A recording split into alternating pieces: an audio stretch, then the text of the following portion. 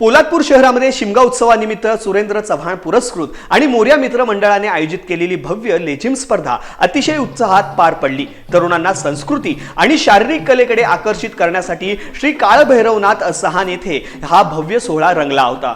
या चुरशीच्या स्पर्धेत गांधारपाले येथील शिवबा ग्रुपने प्रथम क्रमांक पटकावून 11,111 रुपयांचे बक्षीस आणि आकर्षक चषक जिंकले। रणरागिणी ग्रुपने द्वितीय तर नवतरंग क्रीडा मंडळाने तृतीय क्रमांक पटकावला।